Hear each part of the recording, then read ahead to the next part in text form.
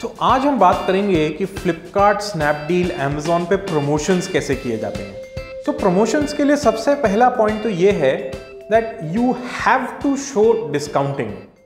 ई commerce में discounting चलती है। अगर आप डिस्काउंट नहीं दिखाएंगे, स्पेशली लाइफस्टाइल कैटेगरीज में जैसे फैशन, शूज, बैग्स, होमवेयर, इन सब कैटेगरीज में अगर आप डिस्काउंट नहीं दिखाएंगे तो आपके प्रोडक्ट की सेल्स ना के बराबर आएगी। हमने डिस्काउंट्स के बारे में पहले भी बात करी है कि आपको एक बेस डिस्काउंट रखना चाहिए। बेसिस आपके कैटलॉग पे जो आपके नए प्रोडक्ट्स हैं उन पे कम, जो पुराने प्रोडक्ट्स हैं उन पे थोड़ा ज़्यादा, तो आप 5, 10, 15% एक बेस डिस्काउंट रखिए। उसके बाद आपको अपॉर्चुनिटी बेस्ड डिस्काउंट्स करने हैं। हर market place, Flipkart, Snapdeal, Amazon, Paytm, जो भी मार्केट प्लेस ले लीजिए, वो हर एक इवेंट पे, हर एक होली पे, दिवाली पे, Valentine's Day, Father's Day, Mother's Day, हर डे पे वो कोई ना कोई डिस्काउंट चलाएंगे। और जब वो डिस्काउंट चलाएंगे तब वो आपकी कैटेगरी को अप्रोच करेंगे और बोलेंगे कि हमें एक्स्ट्रा डिस्काउंट्स दीजिए ताकि हम आपको प्रमोशंस में इंक्लूड करें। उस समय पे आपको अपने अपॉर्चुनिटी बेस्ड डिस्काउंट्स बाहर निकालने हैं। तब आप जो प्रोडक्ट आप 5 या 10% डिस्काउंट पे कर रहे हैं, आप उनके लिए ये प्रोडक्ट 25-30% डिस्काउंट पे दीजिए। एक बात आपको जरूर ध्यान रखनी चाहिए कि अगर आप अपॉर्चुनिटी बेस्ड डिस्काउंट समझिए अमेजॉन के साथ कर रहे हैं कुछ एसक्यूज पे, तो सेम टाइम पे, सेम एसक्यूज पे वो डिस्काउंट फ्लिपकार्ट पे मत चलाइए, क्योंकि ये अमेजॉन के अकाउंट मैनेजर को अच्छा नहीं लगेगा। आज की डेट में हर मार्केट प्लेस अपने कंपीटिंग मार्केट प्लेस के प्राइसेस को स्टडी कर रही है। इनके पास टेक्नोलॉजी है जो उन प्राइसेस को मैप कर रहे हैं, स्टडी कर रहे हैं। तो अगर आप सेम डिस्काउंट सेम टाइम पे किसी और मार्केट प्लेस को देंगे तो आपका जो अकाउंट मैनेजर है मार्केट प्लेस में, उसको जरूर पता चलेगा और he will not like that. So separate out करिए। जब अमेजॉन को डिस्काउंट आप कुछ एसक्यूज पे दे रहे हैं तो वो एक्सक्लूसिवली उनको दीजिए। तो अब इसमें दूसरा पॉइंट आता है, वो है प्रोडक्ट एडवर्टाइजिंग प्रोग्राम्स का। आज फ्लिपकार्ट, स्नैपडील, अमेजॉन, तीनों के कुछ प्रोग्राम्स ऐसे चलते हैं जिसमें आप अपने प्रोडक्ट्स उनके प्लेटफॉर्म पे एडवर्टाइज कर सकते हैं। फ्लिपकार्ट के प्रोग्राम का नाम है PLA या फिर प्रोडक्ट लिस्टिंग एडवर्टाइजमेंट्स। अमेजॉन का जो प्रोग्राम है उसको CPC कैंपेन्स कहा जाता है और स्नैपडील का भी एक सिमिलर प्रोग्राम है। हमने देखा है कि अगर इन प्रोग्राम्स को अच्छे से प्लान किया जाए तो 8 to 10x ROI निकाला जा सकता है। तो अब सवाल ये पैदा होता है कि कौन से प्रोडक्ट्स पे ये प्रोडक्ट एड्स चलाने चाहिए। तो सबसे पहला पॉइंट तो बहुत क्लियर है कि जो आपके लॉस लीडर प्रोडक्ट्स हैं, लॉस लीडर प्रोडक्ट्स के बारे में हमने पिछले एक वीडियो में बात करी थी।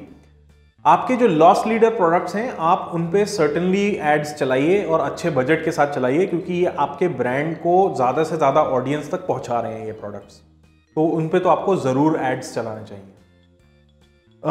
दूसरा आपको ये करना चाहिए कि आपकी जो पूरी कैटलॉग है उसको प्लान करके, पहले जब 2-3 महीने में आप एक्सपेरिमेंट कर रहे हैं इसके साथ, तो पूरे कैटलॉग को स्प्लिट करिए हाई सेलर्स, रेगुलर सेलर्स और स्लो सेलर्स में, और तीनों पे इक्वल बजट लगा के 2 महीने के करीब, 1 या 2 महीने के करीब आप एड्स चलाइए। तो जब आप ये एड्स चलाएंगे, 1-2 महीने चलाएंगे, तो आपको एक बहुत इंपॉर्टेंट डेटा मिलेगा जो आपको वैसे मार्केट प्लेस सेलिंग में नहीं मिलता है। अगर आप नॉर्मली मार्केट प्लेस पे फ्लिपकार्ट, अमेजॉन, स्नैपडील पे बेच रहे हैं तो आपको सिर्फ पता लगता है कि आपके टॉप सेलर्स कौन से हैं, कौन सा प्रोडक्ट बिक रहा है। आपको ये नहीं पता लगता कि आपके कौन से प्रोडक्ट पे ज्यादा ट्रैफिक आ रहा है या कौन से प्रोडक्ट पे कम ट्रैफिक आ रहा है लेकिन कन्वर्जन बहुत अच्छा हो रहा है।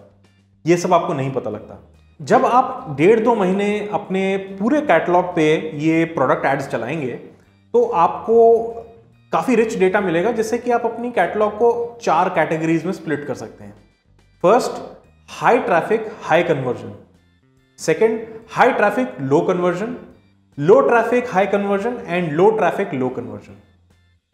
तो अब इन पे हमको किस टाइप से एक्शंस लेने चाहिए। तो आपके जो high traffic high conversion products हैं वो तो आपके स्टार प्रोडक्ट्स हैं, तो आपको उन पे ज्यादा एड बजट डालने की जरूरत नहीं है। आप बस इतना करें कि उन प्रोडक्ट्स को हमेशा स्टॉक में रखें। आप उनका स्टॉक मार्केट प्लेस के वेयरहाउस में रखें, जैसे अमेजॉन का FBA प्रोग्राम या फ्लिपकार्ट का फ्लिपकार्ट एडवांटेज प्रोग्राम है। आप उन प्रोग्राम्स में ज़्यादा से ज़्यादा स्टॉक रखिए। और तीसरा, उस तरह के, उस प्राइस रेंज के और प्रोडक्ट्स डेवलप करिए। अगर आप उन प्रोडक्ट को 3 कलर में बनाते हैं तो 6 कलर में बनाइए। तो आपके पास वो ज़्यादा रेंज होनी चाहिए। दूसरा आता है जो आपके high traffic but low conversion products हैं। तो अगेन इन प्रोडक्ट्स पे मैं ये नहीं कहूंगा कि आपको एड बजट और डालना चाहिए, बिल्कुल नहीं। आपकी प्रॉब्लम यहाँ पे है कि आपके लोग तो आ रहे हैं, आपके प्रोडक्ट पे ट्रैफिक तो आ रहा है, लेकिन उसको लोग खरीद नहीं रहे हैं।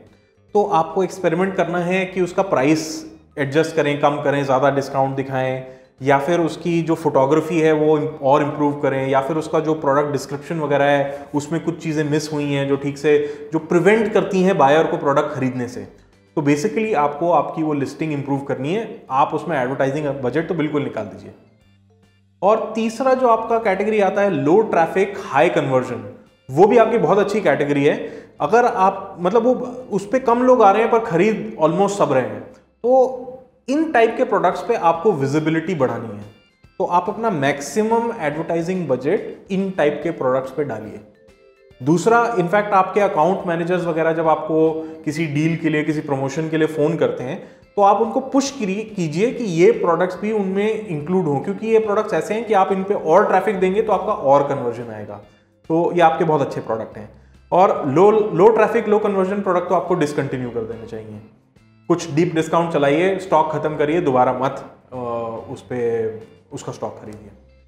तो ये थी हमारी कुछ स्ट्रैटेजीज जो आप प्रोडक्ट्स को फ्लिपकार्ट, स्नैपडील, अमेजॉन पे प्रमोट करने के लिए यूज कर सकते हैं। Thank you. अगर आपको ये वीडियो पसंद आया तो इसे लाइक और शेयर करना ना भूलें। सेलर बेनिफिट्स के लिए और वीडियोस के लिए हमारे YouTube चैनल पे सब्सक्राइब करें।